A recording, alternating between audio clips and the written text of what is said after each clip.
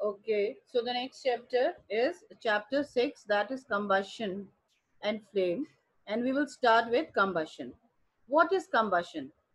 In chapter 5, we have studied about fuels, and there I have told you anything which burns and gives us energy at a reasonable cost, that is called as a fuel. It should be a reasonable, the cost should be reasonable, then only we can consider that as a fuel. Like kerosene, LPG, CNG, coal, petroleum, these all are the fuels because they burns and give us the energy at a reasonable cost. If I am burning, a bundle of clothes, I'm having so many dresses and I'm trying to burn their dresses. So I'm saying yes, by burning the clothes also I'm getting the energy. So, but I cannot consider that clothes as fuel because when I am burning the clothes, it means I am getting the energy, but not at reasonable cost because the clothes are very expensive, है ना. अगर आपको एक cup चाय बनानी है, suppose you want to make 1 cup of tea, तो आप गैस पे बनाते हो where you use LPG because LPG gives you energy at a very reasonable cost. अब आप अपने बहुत सारी नई नई ड्रेसेस निकालकर उनको जलाकर उसके ऊपर चाय बनाने लगोगे, तो जितने की आपने ड्रेसेस जलाकर वो 1 कप चाय बनाई है उतने में शायद 1000 टी आप जो है मार्केट से ले सकते थे, है ना, या शायद उससे भी ज्यादा, डिपेंडिंग कि आपने कैसी ड्रेसेस जलाई हैं अपनी.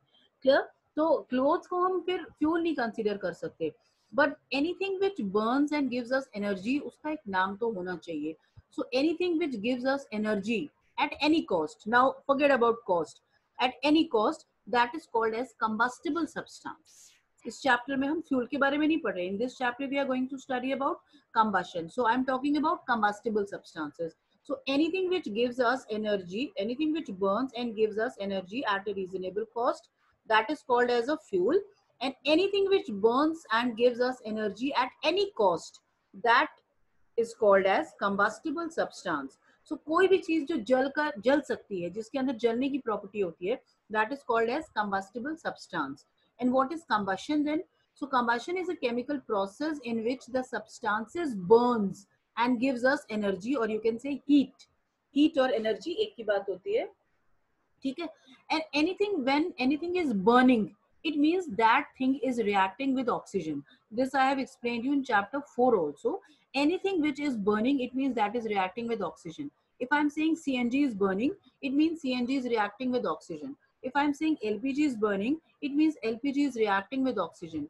If I'm saying clothes are burning, it means clothes are reacting with oxygen. If I'm saying petrol is burning, it means petrol is reacting with oxygen. If I'm saying wood is burning, it means wood is reacting with oxygen. So anything which burns and gives us energy, that is called as combustible substance, and the process is called as combustion. Now it means there are two type of substances on the basis of combustion. If we say the substances those can burn or those follow the process of combustion, they are called as combustible substance, like LPG, CNG, wood, paper, coal. But there are substances those cannot react with oxygen, or you can say those we cannot burn them.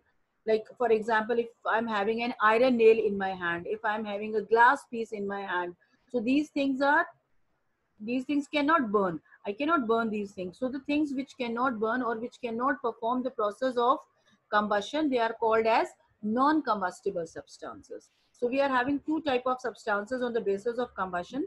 The substances those can burn and give us energy at any cost, that are called as combustible substances, and the substances those cannot burn, that substances are called as non-combustible substances. Clear?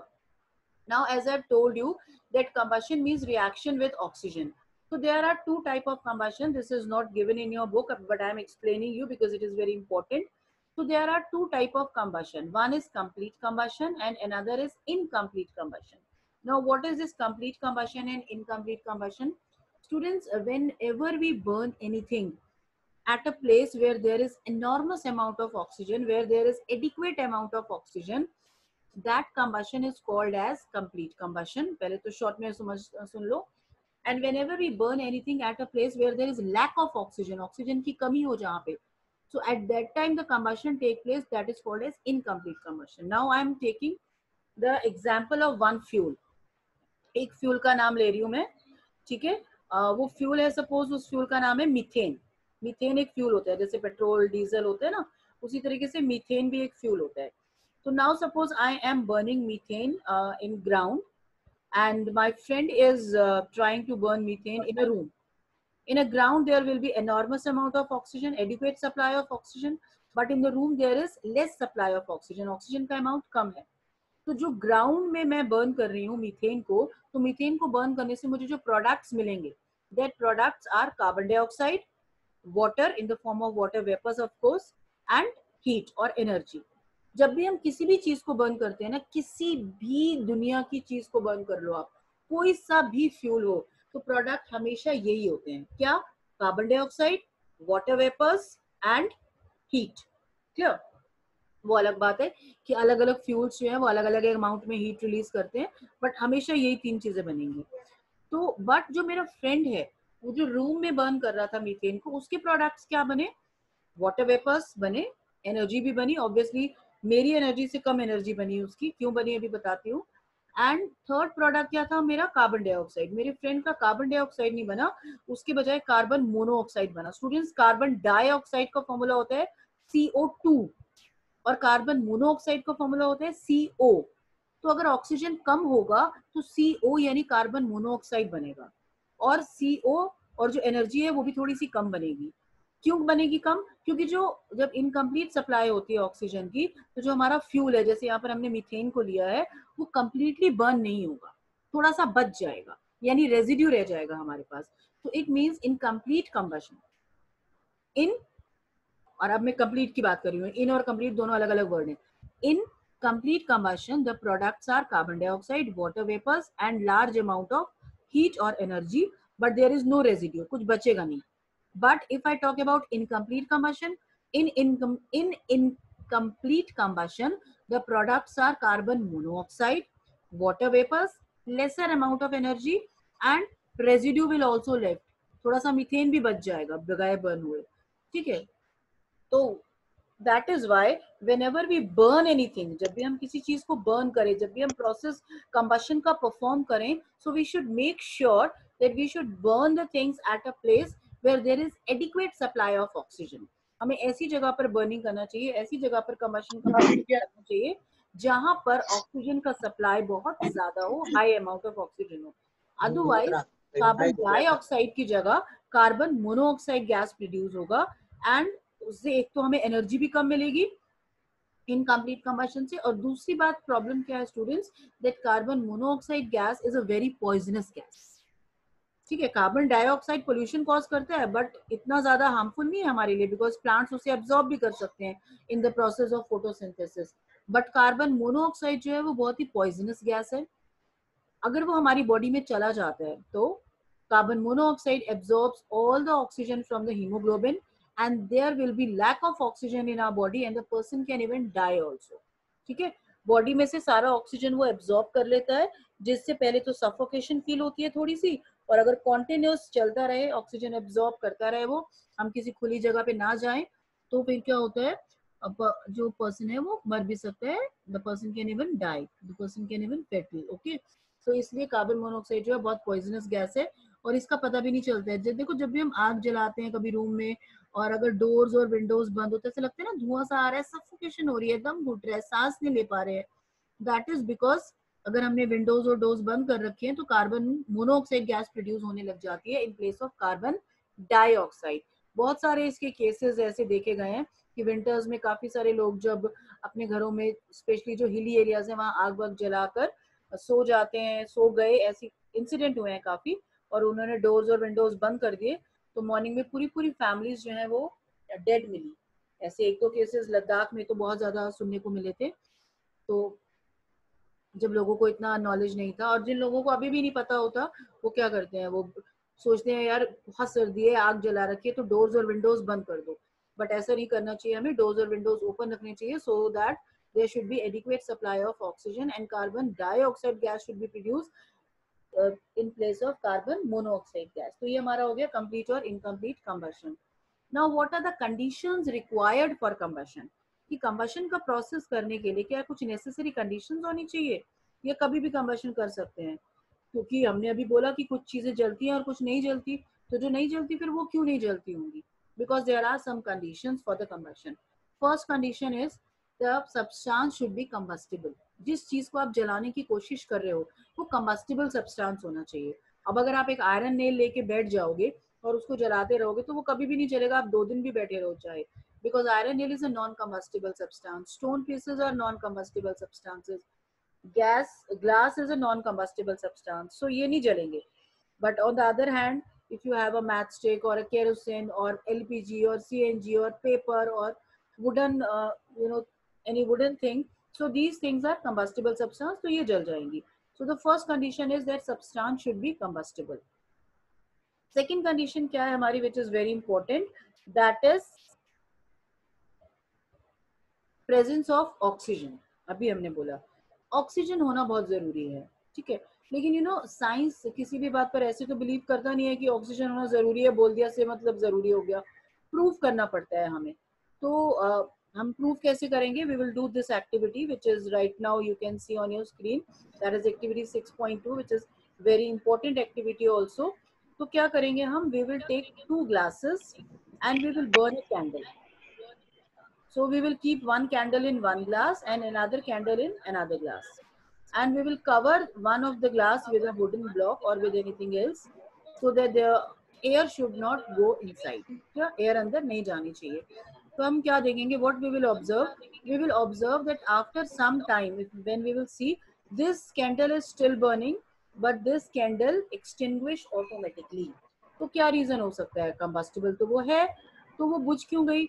Because यहाँ पर क्या है, oxygen का supply continuous हो रहा है, but यहाँ पर थोड़ी देर तक वो जली बिकॉज जितना ऑक्सीजन ग्लास में था उसने कंज्यूम कर लिया वो. और जब वो ऑक्सीजन खत्म हो गया क्योंकि हमने कवर करके रखा है, मोर oxygen is not going inside the glass, तो जो कैंडल है वो ऑटोमेटिकली एक्सटिंग्विश हो जाएगी.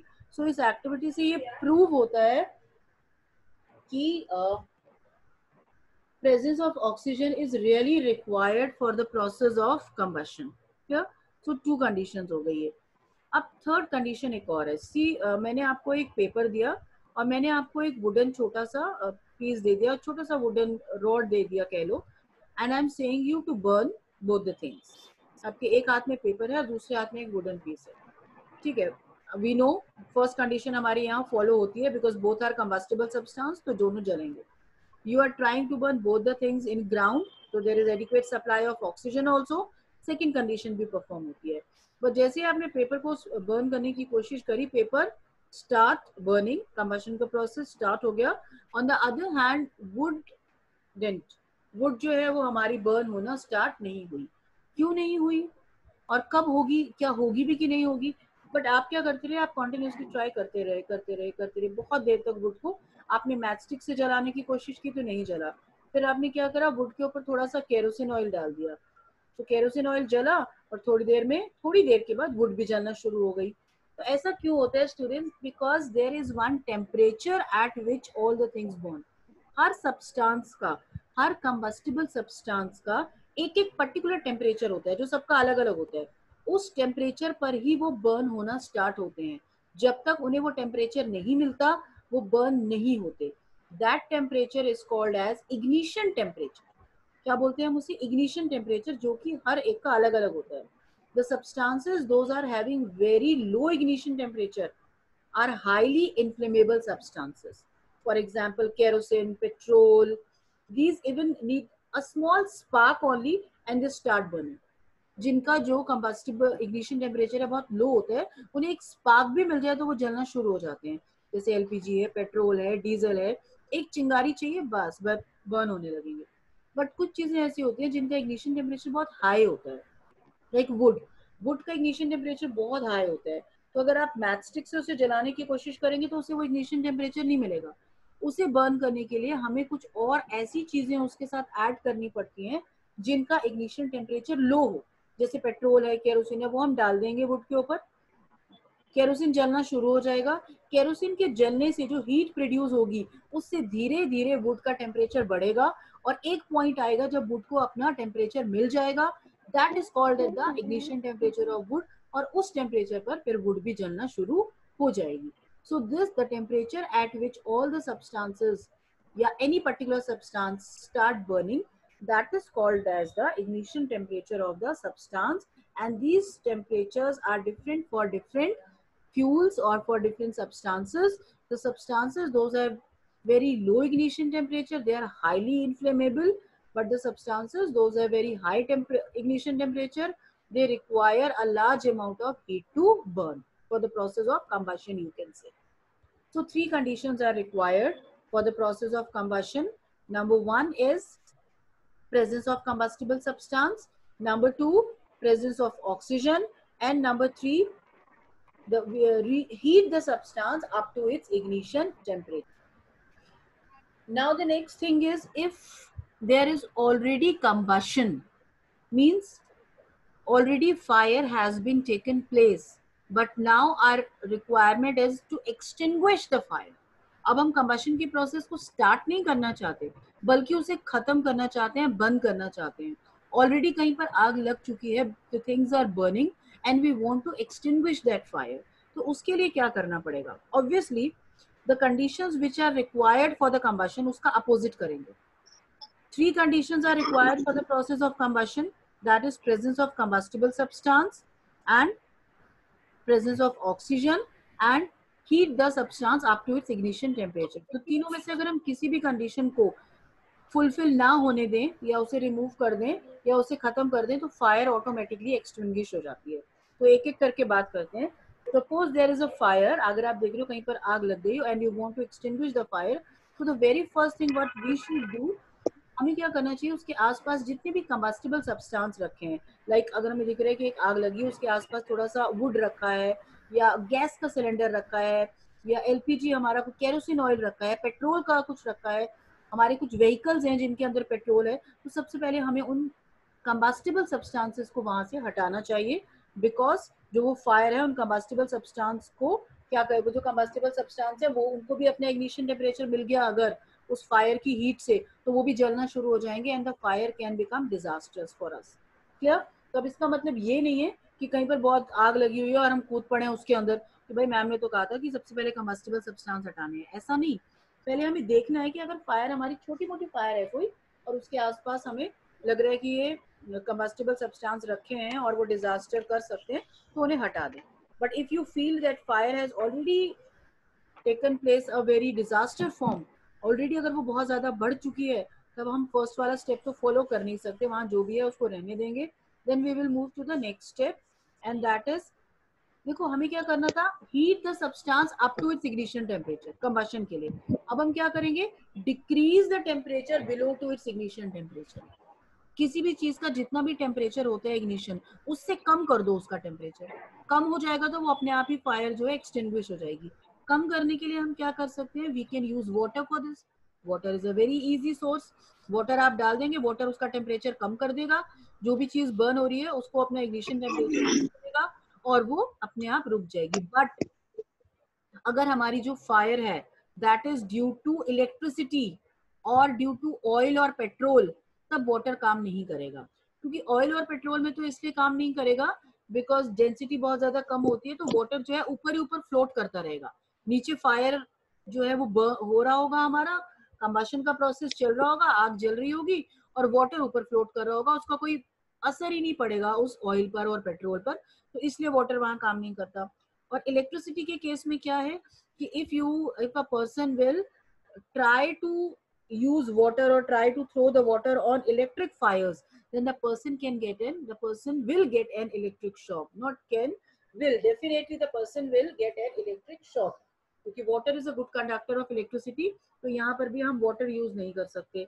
अब क्या करें, तो घरों में अगर छोटा मोटा वायर होता है तो people use sand and soil and other things, जिससे आग के ऊपर डाल देते हैं और आग बुझ जाती है, वाटर यूज नहीं करते.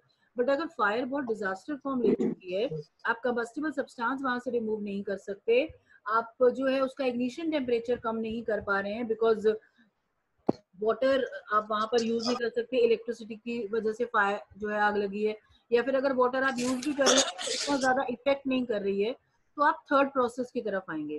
Third process is cut off the supply of oxygen. Oxygen का सप्लाई रोक दो. ऑक्सीजन का सप्लाई रुक जाएगा तो as we have discuss that oxygen is necessary for the process of combustion, so combustion will not take place and fire will automatically extinguish. So for cut off the supply of oxygen, हम क्या करेंगे? For that we use fire extinguisher. For that purpose we use fire extinguisher. Fire extinguisher का जब spray किया जाता है तो उसमें से गैस निकलती है which is carbon dioxide gas. Carbon dioxide gas जो है that is a heavy gas. It is very heavier than oxygen. तो वो क्या करती है, जहां पर भी आग जल रही होती है उसके चारों तरफ एक सर्कल बना लेती है, एक घेरा बना लेती है, और ऑक्सीजन उस सर्कल को क्रॉस करके अंदर नहीं जा पाता. तो जहां भी फायर है उसके चारों तरफ घेरा बन गया, एक लक्ष्मण रेखा सी बन गई है ना, ऑक्सीजन अंदर जा नहीं पा रहा है, and in the absence of oxygen fire will automatically extinguish. आप देख रहे हो that we have wrapped a blanket around a person whose clothes have caught the fire. Why it is so? Because blankets also cut off the supply of oxygen. है ना, blankets हम winters में इसीलिए तो ओढ़ते हैं कि हमें ठंड नहीं लगे, क्योंकि ब्लैंकेट्स जो है एयर को यानी ऑक्सीजन को अंदर नहीं जाने देते. तो अगर किसी पर्सन को आप देखें जिसके कपड़े जल रहे हैं, आग वाग जल गई, कुछ ऐसा इंसिडेंट हो गया, तो क्विकली हम लोग क्या करते हैं, ब्लैंकेट रैप कर देते हैं उसके ऊपर, जिससे ऑक्सीजन का सप्लाई कट हो जाता है. ऑक्सीजन का सप्लाई कट होने की वजह से फायर. क्लियर? सो हमने क्या पढ़ा? सबसे पहले हमने पढ़ा the process of combustion. What is the process of combustion? When anything Burns in the presence of oxygen and produces energy, that process is called as combustion. The substances those can burn and give us energy, that are called as combustible substance, and the substances those do not have the tendency to burn, they are called as non-combustible substance. Combustion is of two types, when the supply of oxygen is adequate, then there is complete combustion and the products are carbon dioxide, water vapors and energy. And when the supply of oxygen is less, then the products are carbon monoxide, water vapors and lesser amount of energy, and this is called as incomplete combustion. There are three conditions required for the process of combustion, that is combustible substance, presence of oxygen, and heat the substance up to its ignition temperature. And there are three conditions to extinguish the fire, that is removal of combustible substance, cut off the supply of oxygen, and decrease the temperature below to its ignition temperature. Okay, so thank you students. आज हम यहीं तक करेंगे. Clear? In next class we will continue and I will tell you some more